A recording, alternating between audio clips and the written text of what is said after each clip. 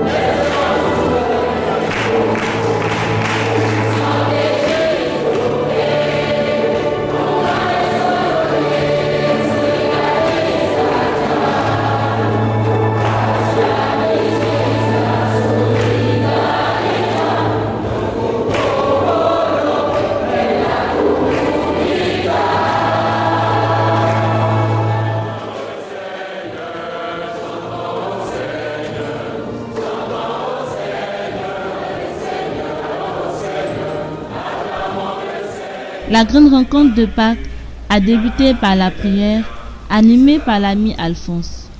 Ce fut le moment de commémorer le souvenir de l'entrée de Jésus à Jérusalem.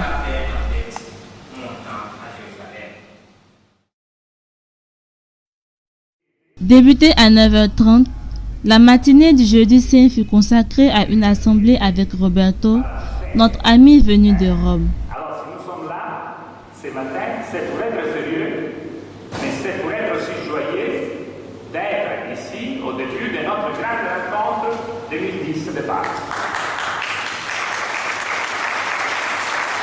En effet, dans son message introductif, Roberto n'a pas manqué d'exprimer sa joie en ce début de notre grande rencontre de Pâques à caractère missionnaire. Il a tenu à ce que nous la commencions par notre chant le plus cher de la communauté, le chant de la résurrection pour l'Afrique.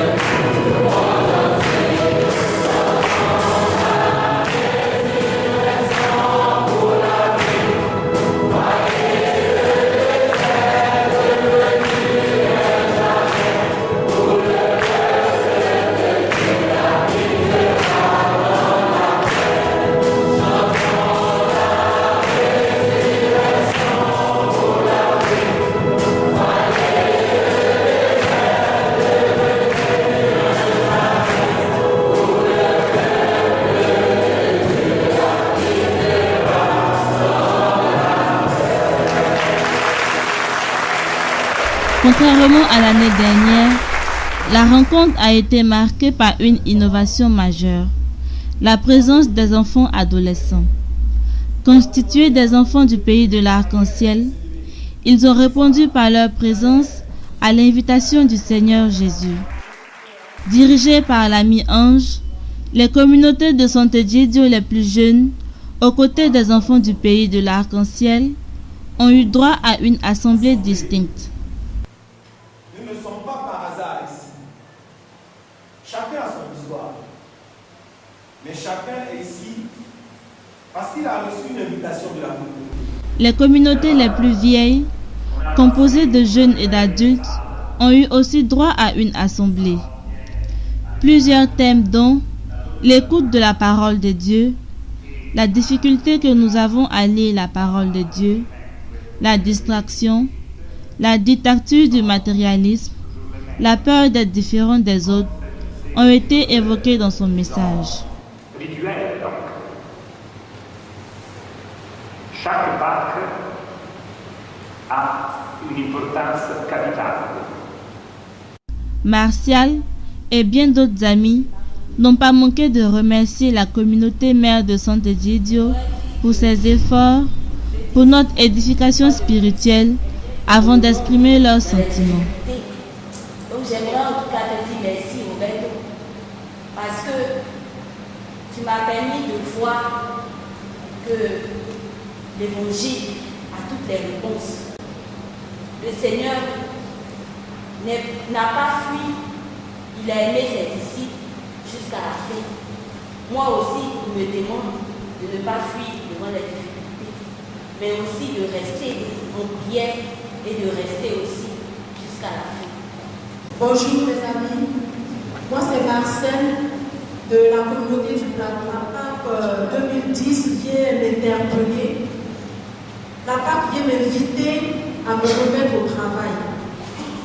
À me remettre au travail pour cultiver l'amour et l'amitié que nous enseigne l'esprit de la communauté Sant'Egidio.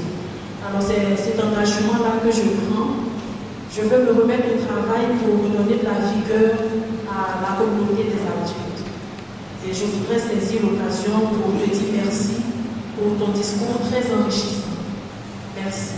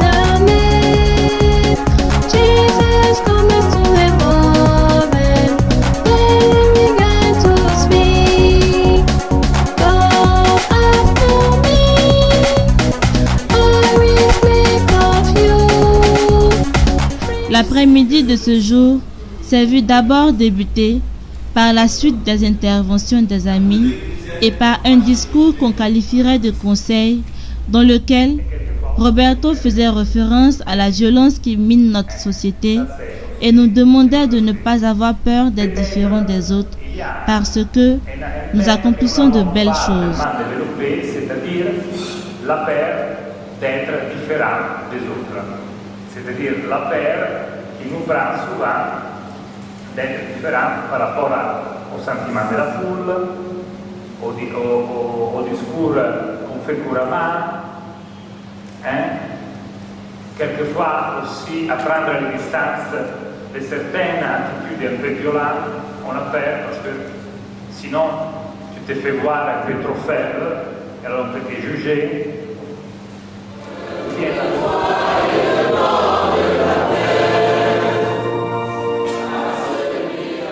À 17h30, s'est tenue la messe à la mémoire du lavement des pieds et de la Sainte Seine lors de la magnifique liturgie célébrée par le Père Charles, ami de la communauté.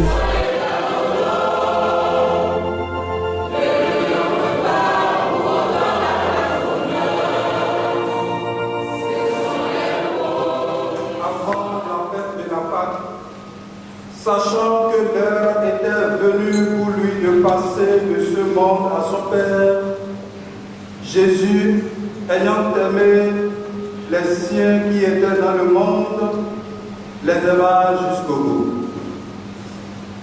Au cours du repas, alors que le démon avait déjà inspiré à Judas Iscariote, fils de Simon, l'intention de le livrer, Jésus, sachant que le Père a tout remis entre ses mains, qu'il est venu de Dieu et qu'il retourne à Dieu, se lève de table, quitte son vêtement et prend un linge qu'il se noue à la ceinture. Puis il verse de l'eau dans un bassin. Il se mit à laver les pieds des disciples et à les essuyer avec le linge qu'il avait à la ceinture. Il arrive ainsi devant Simon-Pierre. Et Pierre lui dit, « Toi, Seigneur, tu veux me laver les pieds ?» Jésus lui déclara, « Ce que je veux faire, tu ne le sais pas maintenant.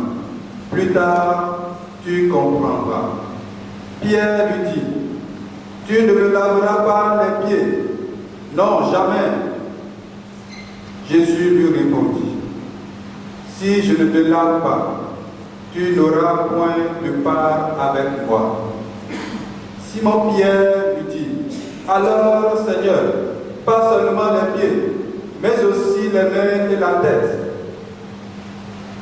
Jésus lui dit, « Quand on vient de prendre un bain, on n'a pas besoin de se laver. On est pur tout entier.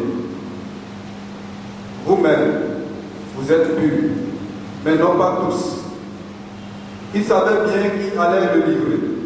Et c'est pourquoi il disait, « Vous n'êtes pas tous purs. »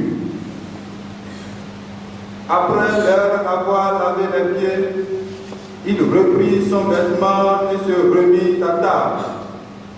Il leur dit alors, « Comprenez-vous ce que je viens de faire? Vous m'appelez Maître et Seigneur.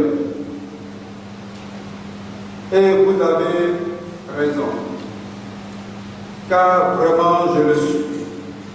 Si donc moi, le Seigneur et le Maître, je vous ai lavé les pieds, vous aussi, vous devez vous laver les pieds les uns aux autres. C'est un exemple que je vous ai donné, afin que vous fassiez vous aussi comme j'ai fait pour vous. » Acclamons la parole de Dieu.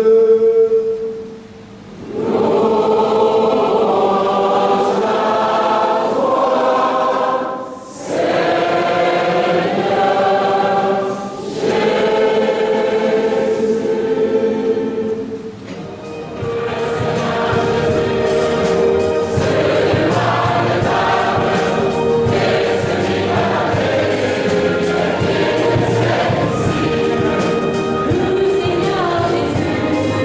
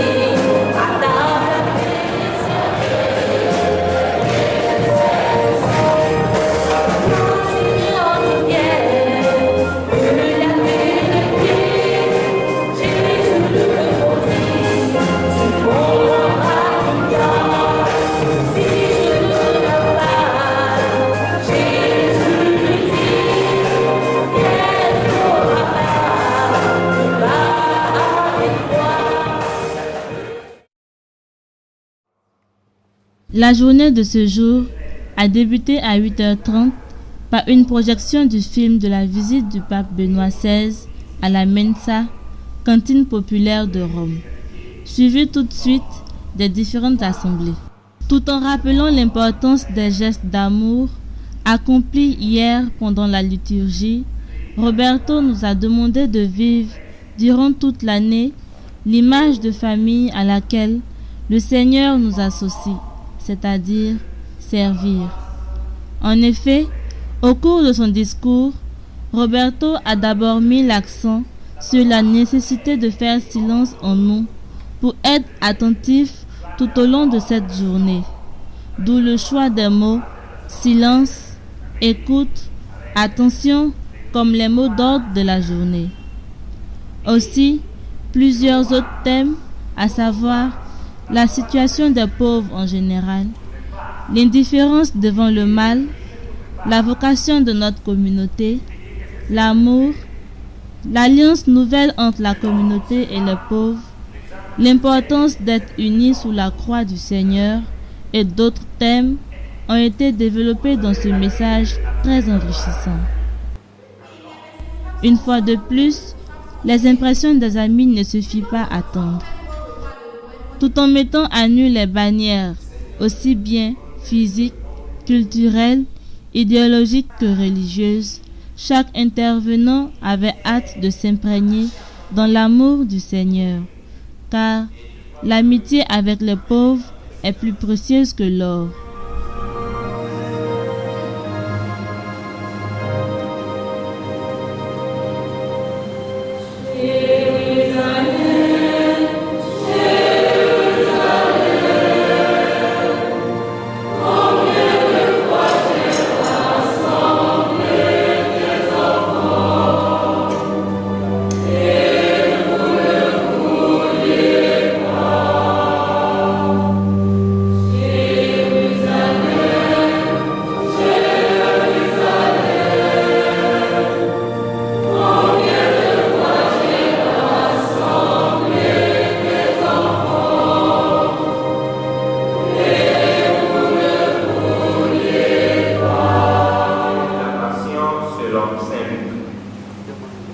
Lorsque l'heure fut venue, il se mit à table et les apôtres avec lui.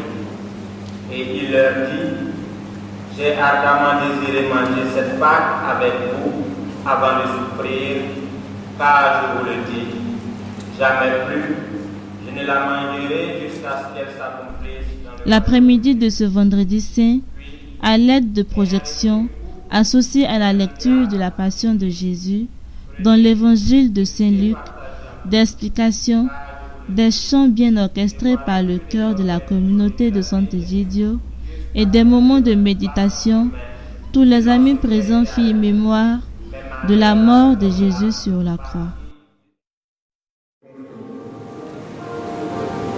Notre école est importante pour eux, du fait notamment que la situation politique et humanitaire du Nord Kivu n'a malheureusement pas encore permis le retour des réfugiés dans leur village d'origine.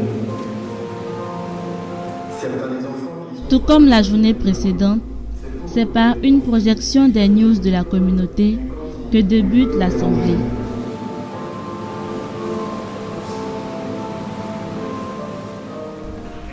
Encore une fois, notre ami Roberto nous a délivré un message qui a interpellé chaque ami présent.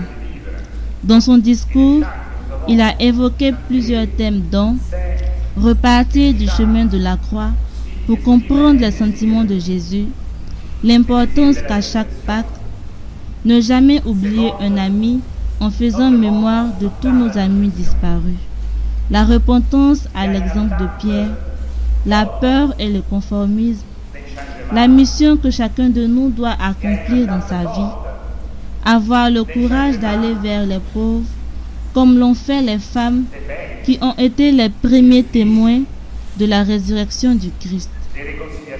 L'importance de la femme en communauté et bien d'autres thèmes ont été développés, suivis des impressions des amis. J'ai eu la possibilité, moi aussi, de demeurer près du Seigneur, de méditer près de sa croix, et surtout de prendre conscience de mes nombreuses faiblesses, de toutes les fois où moi aussi j'ai abandonné, j'ai lapidé pour quelqu'un, pour une raison ou une autre, pour toutes les fois, comme Pierre, j'ai abandonné le Seigneur à travers les enfants de la rue. Le Seigneur veut me dire dans ce jour que la croix n'est plus une malédiction, mais il devient pour moi l'évangile, la source d'une vie nouvelle qui commence avec le Christ. Hier, le Christ s'est donné pour moi afin de me racheter de toutes mes fautes, de me purifier de mon mal et de faire de moi l'un de ses disciples. J'ai observé aussi depuis hier sur la croix que la loi de l'amour de soi a été vaincue. La loi du désespoir a été vaincue. Jésus m'a délivré de la peur de servir, la peur d'aller au service, la peur de me montrer ami de la communauté. Jésus sur la croix m'a délivré de cela. Il m'a délivré de cette peur afin de m'envoyer sur les routes proclamer sa bonne nouvelle. Par la croix, je suis toujours affranchi de l'esclavage. Par la croix, aujourd'hui, je me sens libre et je peux désormais ouvrir mes mains et mon cœur au monde entier.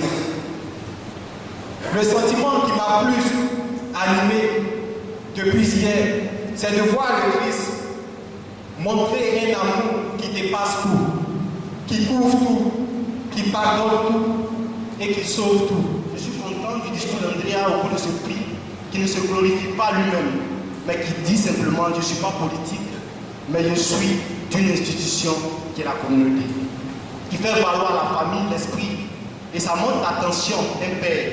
Et c'est cette attention d'Andrea qui contamine tous et qui me touche aussi. Dans le discours de l'évêque Haïti, il disait: le premier appel que j'ai reçu, c'est l'appel de la communauté qui venait du Pao. Je pense que c'est l'attention, c'est de cette attention que moi je veux parler, et c'est cette attention que je vais avoir, tout en répondant à cette grande préoccupation que tu nous poses ce matin. Qu'est-ce que le Seigneur nous a dit hier sur la croix? Je crois que la réponse à cette question déterminera la mission de chacun d'entre nous ici au sortir de cette Pâque. Et pour moi aussi, la réponse à cette question déterminera ma mission. Parce que beaucoup de fois, dans le bidonville où je travaille à Bourg-Banan, je n'ai pas eu ce courage-là de regarder en face les parents que j'allais voir, de peur qu'ils me demandent quelque chose que je ne puisse pas assumer. À chaque fois que j'ai tenu le dos à un pauvre, j'ai été complice de la mort de Jésus. À chaque fois que j'ai trouvé des prétextes, des alibis pour justifier mon absence au service pauvre, j'ai été un complice à la mort de Jésus. À chaque fois aussi que j'ai participé à des décharges où je n'ai rien dit de peur d'être léché moi-même, j'ai compris que je suis complice de la mort de Jésus. Quelle est cette communauté? On l'appelle Santé Gédio. Je vois des visages qui me sourient, des gens qui ne cherchent pas à connaître le nom de ma famille, ni ma provenance, ni mon rang social. Qui sont bizarres, ils cherchent déjà à connaître chez moi. Qu'est-ce qu'ils ont? Ils me parlent de charité, d'aller voir les enfants de la rue, moi. Ils me parlent de gratuité. Or, on ne m'a jamais appris à donner. D'avoir des amis parmi les enfants de la rue, moi, jamais. Je ne comprends pas. Mon langage commence à changer. Je n'ai fait que quelques temps dans la communauté et je commence déjà à changer.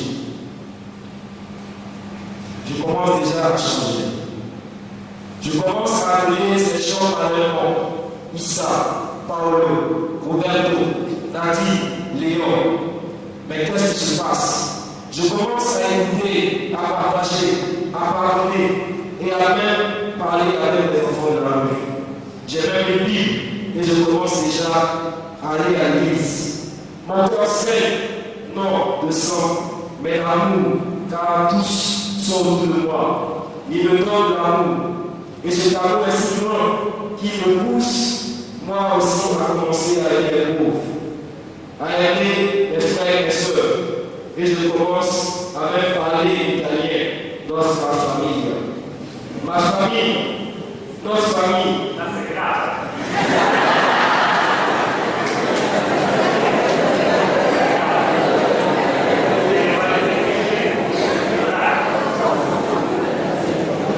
Je pense que Roberto sera mieux placé pour me le poser.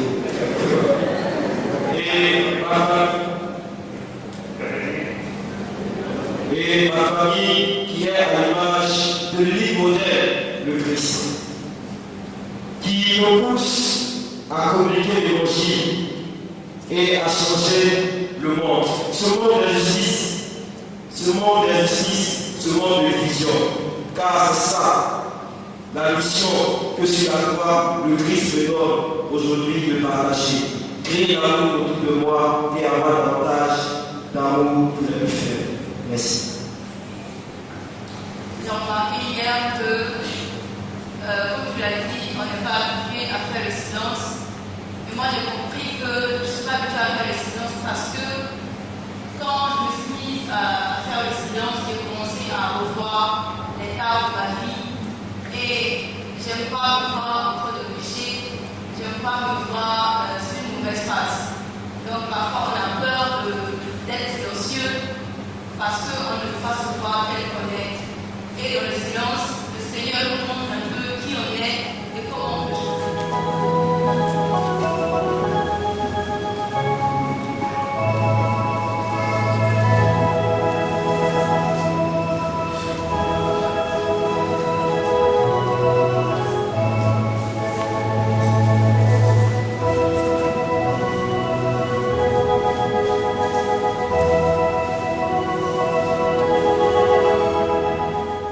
Débutée à 19h, la liturgie de la résurrection du Seigneur avec le Père Émilien comme célébrant.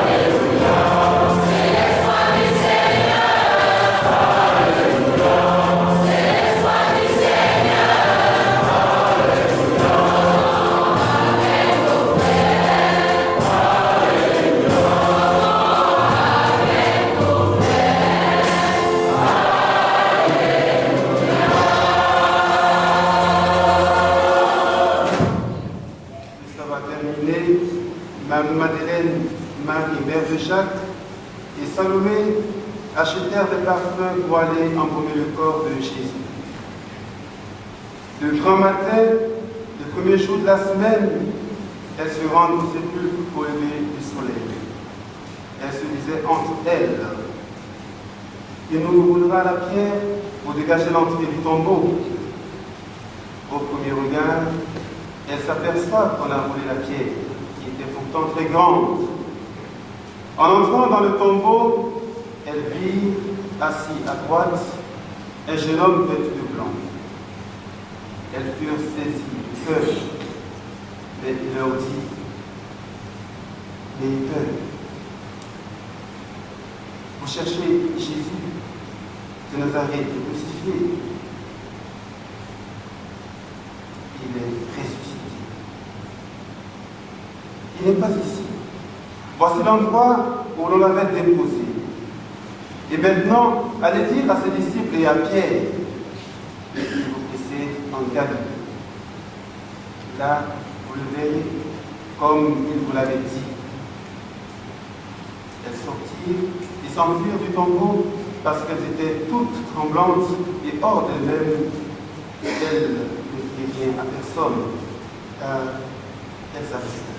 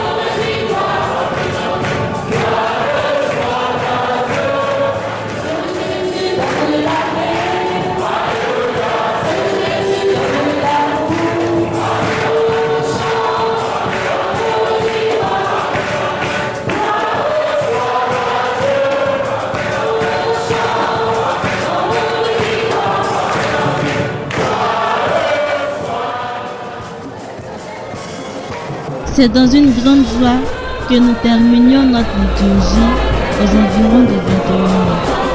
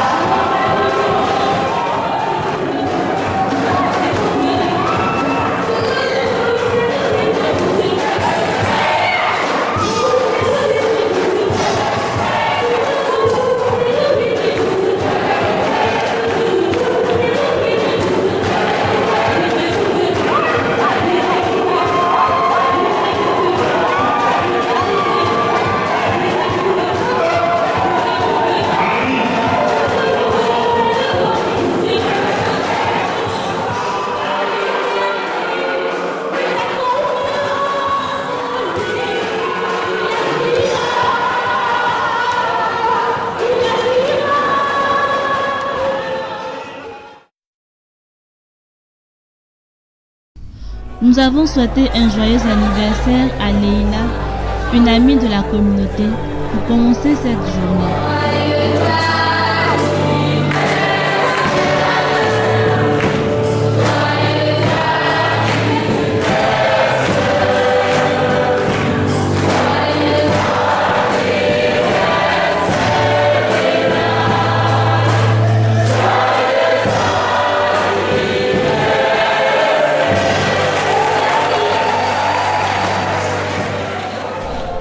C'est à travers des chants, des pas de danse, que nous avons exprimé notre joie pour célébrer la résurrection du Christ en ce dimanche jour de Pâques.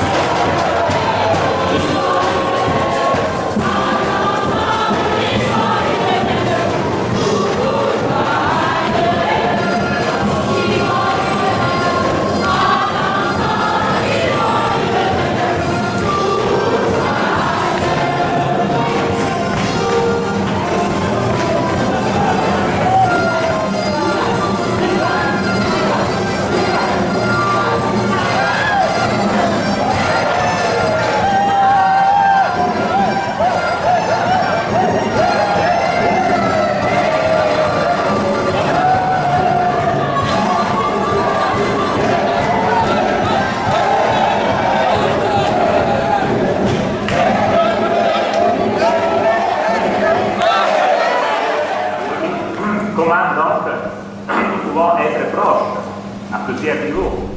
À 11h15, débute l'assemblée avec Roberto. Il a exprimé sa joie d'avoir vécu une fois de plus cette Pâque avec nous. Dans son discours, il a insisté sur l'importance d'avoir nos petits sièges dans nos quartiers, de construire autour des pauvres un réseau qui les protège et d'être généreux. Comment je veux vivre une mission de disciples, de frères, de sœurs de Sant'Egidio après la Pâque? Comment rendre la communauté plus visible, plus ouverte? Comment trouver un espace pour nos petits sièges? Telles sont les questions adressées par Roberto à notre endroit lors de son message de fin. Aussi, en guise de cadeau, il a offert l'image de l'icône de la résurrection à chaque ami et une affiche de la visite du pape à chaque communauté.